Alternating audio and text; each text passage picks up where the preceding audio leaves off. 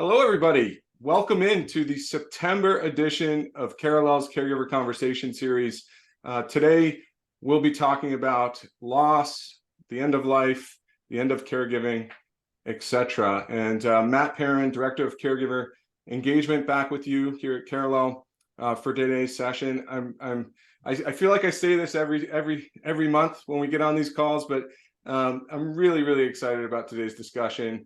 I have a deep personal connection to it based on recent losses that my family's had, but also because we have amazing guests. We have Ron Gura, who is founder and CEO of Empathy. Hi, Ron. How are you? Hey, good to see you. Thanks for being here. Thanks for being here. And we also have President and CEO of Carallel, Shara Cohen. I think this is your first appearance on our own conversation series, Shara. Is that right?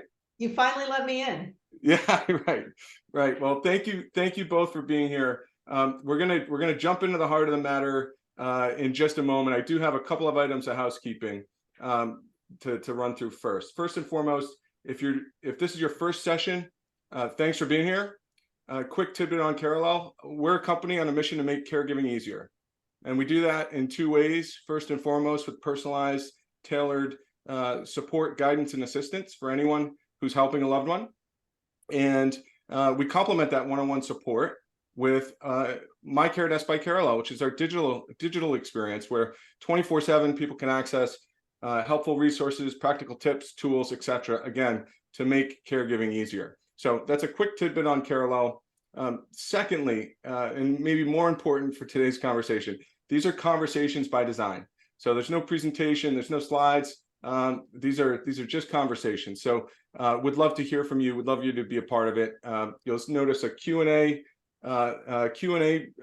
icon down in the bottom of your frame, as well as a chat icon on the bottom of your frame. So feel free to use those. I'll be monitoring throughout the discussion, do our best to address anything that comes in there live, and anything that we're not able to get to, I'll personally follow up after today's event. So that's the housekeeping, and a lot of talking from me. Sorry about that. But segueing to today's topic, Ron, Shar, we try and be very practical in these conversations. We're just a group of people who are currently helping a loved one, maybe formerly have helped a loved one, or maybe will be doing so in the future. But we want to stay really practical on the topic at hand. So today that means really thinking differently, or how maybe we should be thinking differently about loss and the end of life and the end of caregiving, and then talking about how we can actually do that, right? So that's the focus for today. But Ron, before we get started, I'm a huge fan of Empathy. It's been a daily utility for me, since April of 2022 when I lost my mom after close to 9 years caring for her. Can you tell the audience? I'm familiar with you. I'm familiar with Empathy. Tell the audience, please, a little bit about yourself and Empathy and why you started it. Absolutely. It's great to be here and have this discussion with you all. For me, the best way to think about empathy, I think, is that friend you wish you had when you lose a loved one. It's that knowledgeable, friendly neighbor that happens to be an estate lawyer, but also a grief expert, and is just trying to save you time and money and stress. We started the company 3 years ago because loss didn't skip us either. It doesn't skip any of us, unfortunately. And when the inevitable happens, we find ourselves in this very challenging moment, trying to get back on our feet again, but at the same time needing to wind down the affairs of a loved one. And I had my fair share of loss myself. I don't think there's anyone in the caregiving business or end of life business that is not mission driven. It's too hard of a grind otherwise to build these purposeful machines if you're not coming to it from a truly mission driven standpoint. And for me, it was a series of unfortunate events, starting with the loss of my brother, which really just impacted the entire family in a very, very deep and meaningful way. mostly my mother, of course, who I think until today, in many ways, is not the same person. But then lost friends and colleagues, and natural loss of grandmas and grandfathers. And was only when one of my colleagues at eBay at the time, after they acquired my first company,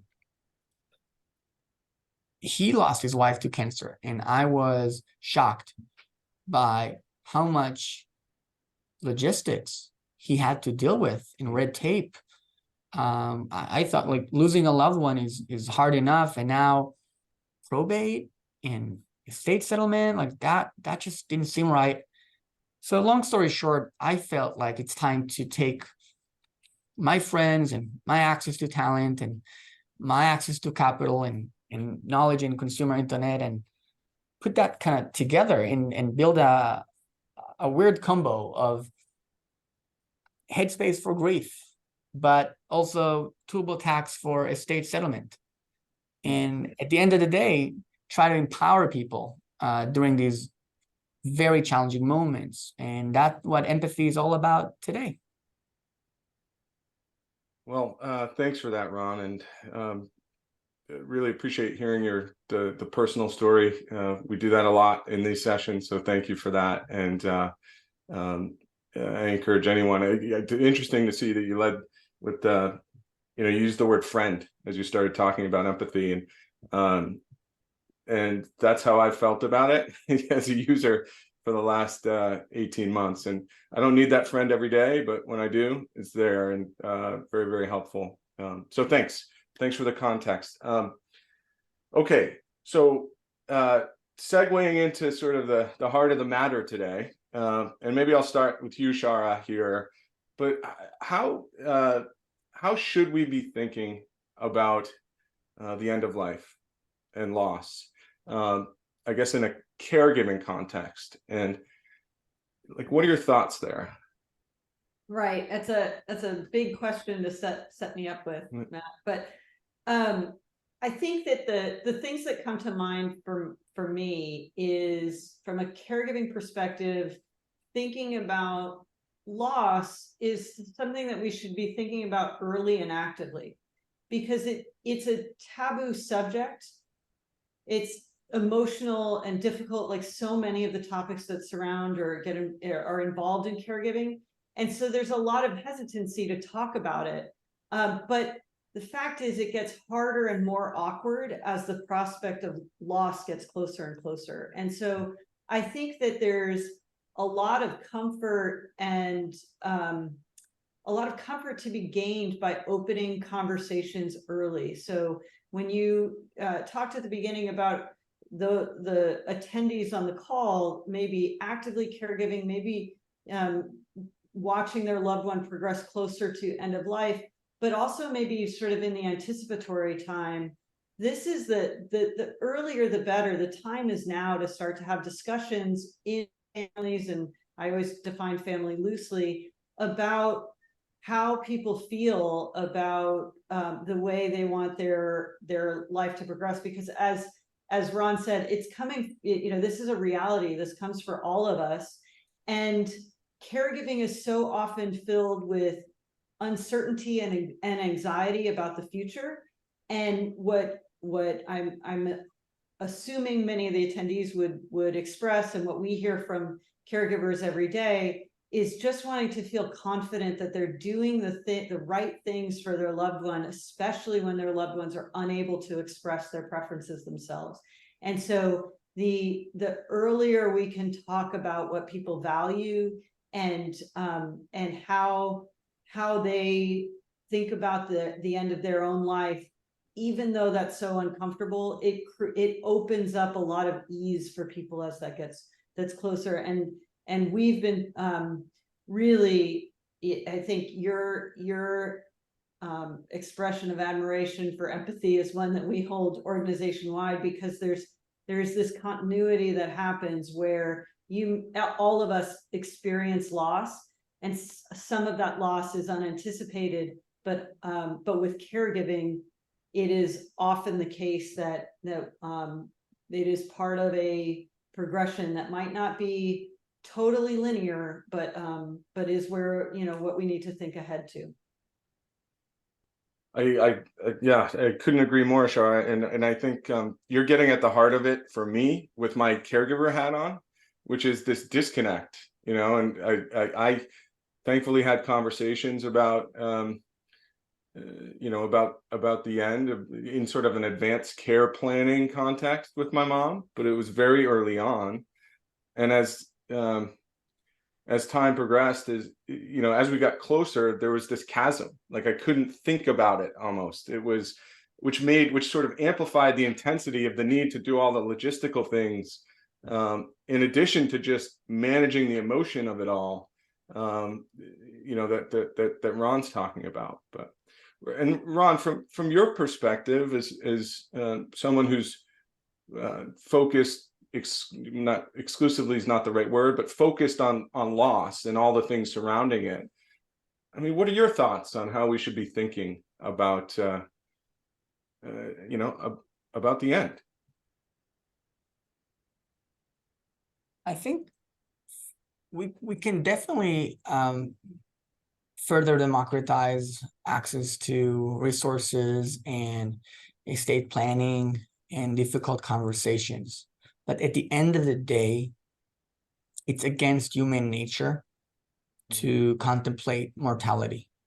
In order for us to live life, have greed and fear and all these things, we kind of, most of us can't really think about it, or from a chemistry standpoint, just really trying hard not to.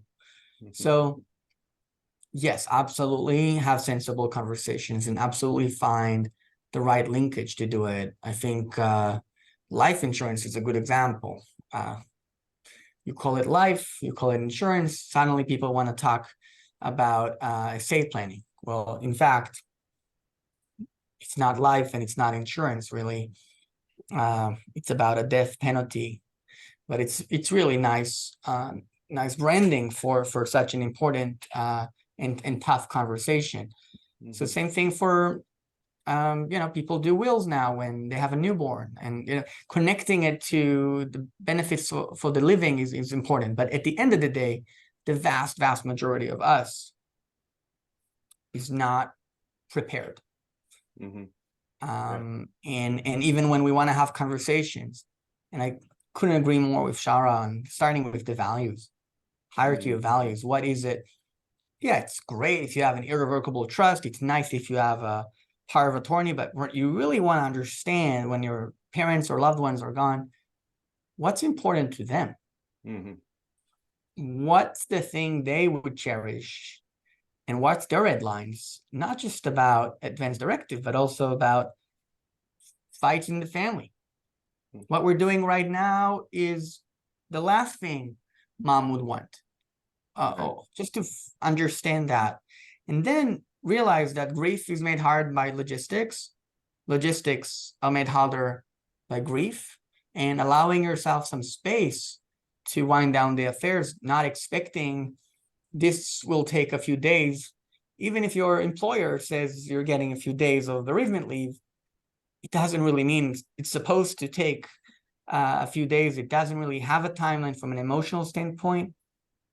And on the administration standpoint, we know it takes 18 months on average to wind down an affair. So in a state. So that's how I would think about it. Like, don't punish yourself for not wanting to talk about it or think about it. Right. And so it's just, I find it really, again, having recently been through, and frankly, still in the grieving process. As Shara said, I've learned firsthand, it's definitely not linear, as probably many of us on the call know. But when you're talking about wishes, Ron, that sparked a thought for me, because again, I have a tendency to think about these topics purely from a caregiver's point of view. And there are lots of things I wish I could go back and do differently in the time that I was caring for my mom. But one of them is actually seeing the eventual loss of my mom, the end of her life, as part of her life, right? Because I feel like, in retrospect, of course, I feel like that would have made it easier for me to maybe be more proactive about some of the logistical items that you're talking about, Ron, and B, it would have cleared space, another word that you used, for me to actually be present, more present in the time that we had together, the time that I was actually caring for her. So I really appreciate your sentiment there. So yeah, that's, from a point of view of a caregiver, that's what struck me as I was hearing you talk there. I want to add the weights on it as well, though, because as much as you'll be prepared, as much as you'll read the books, as much as you'll have the resources, and hopefully the care layer that you would get as a caregiver and as a bereaved person, you would still not be prepared, and you would still not feel you used your time properly. Yep. So just shifting from guilt to grief is not an easy thing to do. Shifting from navigating Medicare Advantage to navigating estate law is not an easy thing to do. So just not blaming yourself, giving yourself slack, and understanding you can ask for help from your employer, from your carrier, from your friends, from whoever. That's a really important aspect. And also us as friends, because for someone else, for your neighbor, you are that person that is offering help.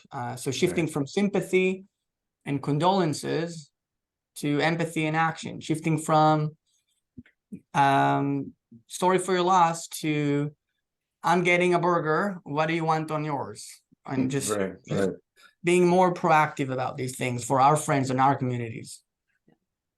Yeah. One of the things that's so interesting and unifying about this discussion is, and this is one person's opinion, but I think we're aligned on this, where in caregiving, when we talk of caregiving has become a bigger national conversation, and caregiver burden has become a bigger national conversation, but it very much focuses on the logistical challenges of caregiving, and often in organizational context dismisses the emotional impact of caregiving and how caregiver burden makes all the logistics harder.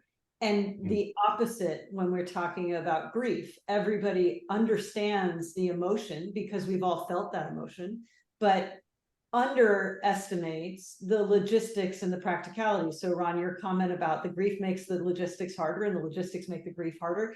There's this flip-flop that in terms of what the people around us recognize as the impact of the activity isn't the right word, but I don't have a better one faster. So, that, I think that recognition of how do we make both of these parts of the journey easier is to address both, and to, as individuals going through it, to recognize and be forgiving of yourself that both are going to be different challenges, and to be easy on yourself. One of the things that we often hear is people they express shame over not being able to handle the tasks better, or getting emotional about handling the task or living through that situation. And I think a little grace for ourselves is also something that has to be allowed. Absolutely. Yeah, I totally agree. And it's really interesting. We do these sessions monthly on a variety of topics that really run the gamut of hopefully anything that could conceivably be on the plate of someone who's helping a loved one, be they a family member, a friend, neighbor, what have you. And giving ourselves grace and space, and doing what we can when we're in that position of caring for someone else to to be as proactive as we can, to set ourselves up. These common themes, they reappear and they reappear and they reappear in all of these discussions. And I guess, and I'm keeping, time flies when we're having fun talking about this. It's 22 past the hour, but this is one of my, if I could go back and do it again, I would sort of, I did a lot of those things, but just not on this portion, right? Not on this portion of life. So that's one of the things that I would certainly try and do. I guess so we've talked a lot about sort of how we could, or why it's worth trying to think differently about loss and the end of caregiving, but how can we actually do it, right? And how, like, is it a mindset? Are there services or care options that caregivers should be looking at? How can someone listening who maybe is at that point in time right now, how can they actually go out and try and do it, try and think differently, put this into action? So I'd say that from an individual standpoint, it's mostly about allowing yourself that space we talked about, and understanding the gap, understanding it's a taboo topic, understanding it's going to be difficult, but you can ask for help. And from an organizational standpoint, is that you need to help individuals, and the same triangle of let's say employee, employer, parent is going to shift from a set of needs, let's say 18 months before the loss, to another set of needs, and the full spectrum, full range of grief and estate needs after the loss. So as in going back to an individual, it's the best way to break a taboo is by a lot of individuals to talk to someone to potentially consider helping them. There's, I think, in history, there were so many taboo topics. Every one of them was broken differently, but it was always because governments or educational systems or hospitals decided to change something after a lot of individuals decided that, if we're not going to teach sex education in school, it doesn't mean it's not needed, or it doesn't mean it's going to go away. Like, it's actually better to talk about it. And if we don't, if we pretend like, women rights are where they were 100 years ago, it's not like, it's actually not going to be helpful. So we need to break the taboo together as individuals, and only then organizations will help us with additional services, additional care. It starts with time and pay. Maternity, caregiving, bereavement has a leave, but then a layer of understanding. And every organization have different resources, but allowing people to bring their whole self back to work, allowing for senior living and hospice and life insurance and others to have continuity of care from the caregiving side of their life to the bereavement side of their life, I think is very important. It's our job to break the taboo. Mm-hmm. Mm-hmm. Yeah, I couldn't agree more. I think that on the individual basis, there are resources out there, right? There in the last 3 years, there's empathy. In the more recent history, that we start to see the expansion of end-of-life doulas, and that's always really interesting for to get a third party who can really help navigate these taboo subjects on an individual basis. But I think that analogy of thinking about what are basic table stakes for organizational change, because then you can start to scale assistance, is really important. So our expectation as individuals of the organizations that depend on us, our employers, our healthcare providers, our health insurers, we can move the dial. So as Ron said, it's great that there is increasingly bereavement leave and caregiver leave. If both of our organizations are interested in making those things easier, making loss easier, making caregiving easier, neither of us can take them away. Caregiving will be challenging. Loss will be challenging. But how do we systemically change things? Well, we've had maternity leave for a lot longer than we've had, maybe you could argue not long enough, but we've got it now. And, some organizations are more generous than others, but we start to see a wide acceptance of additional benefits that make having a new baby easier. Lactation consultants and meal delivery and childcare and night nurses and things that have started to say, okay, we've got the table stakes and now we're going to make it easier. Well, the individuals can influence their organizations to say leave is not enough.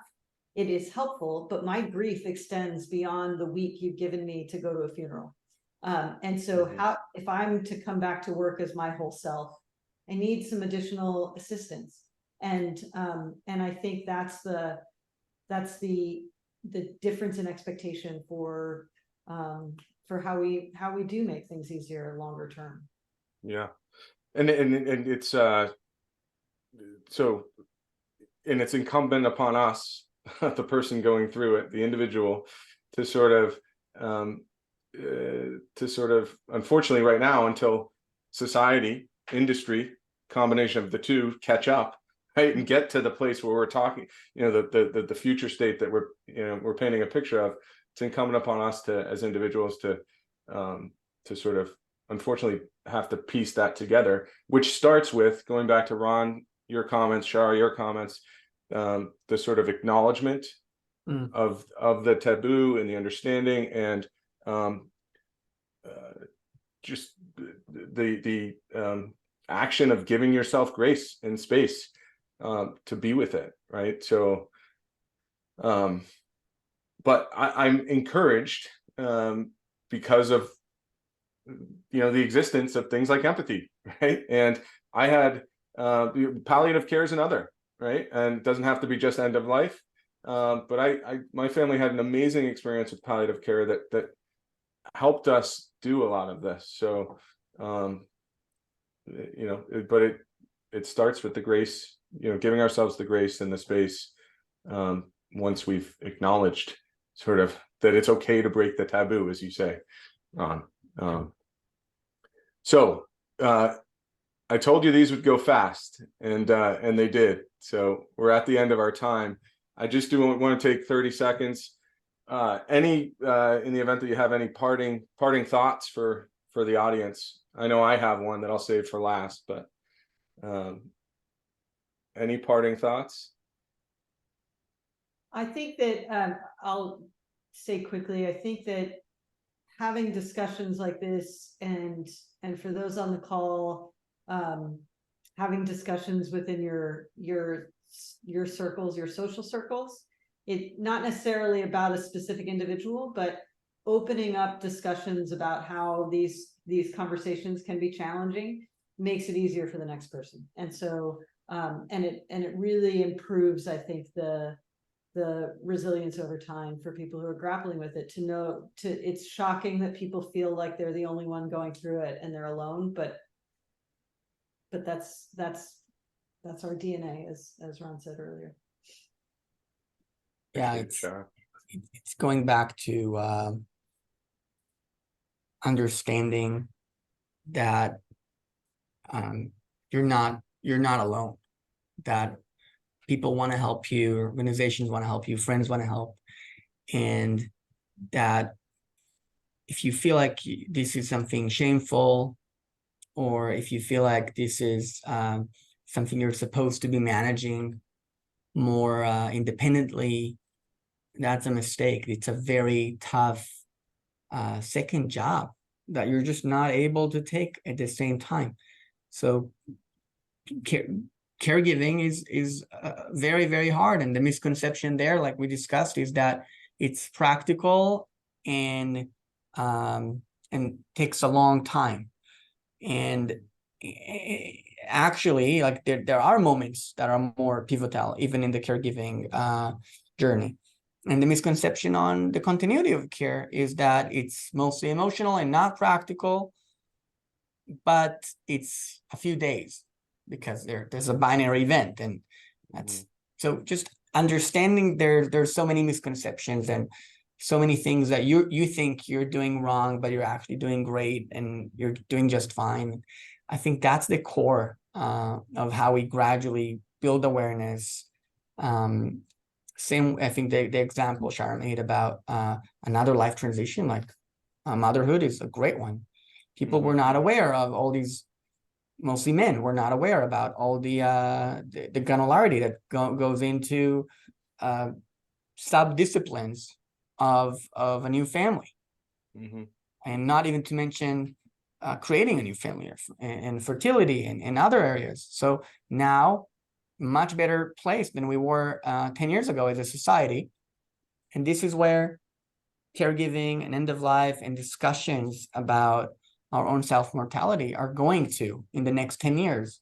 Estate planning, caregiving, anticipatory loss, bereavement care, grief, and estate administration are all natural, unescapable life events. So we have to talk about them.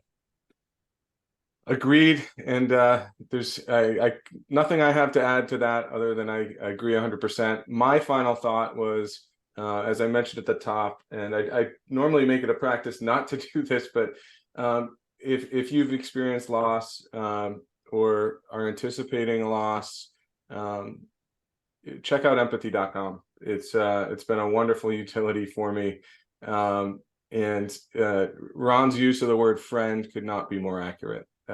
It will help you. So that's it. We're over time. Sorry. October 26th will be our next session at noon Eastern. We'll be talking about 7 practical tips for easing our holiday stress. So I know the 26th is before Halloween, but we're trying to get you prepped. So we'll see you then. Hope you can join us for that.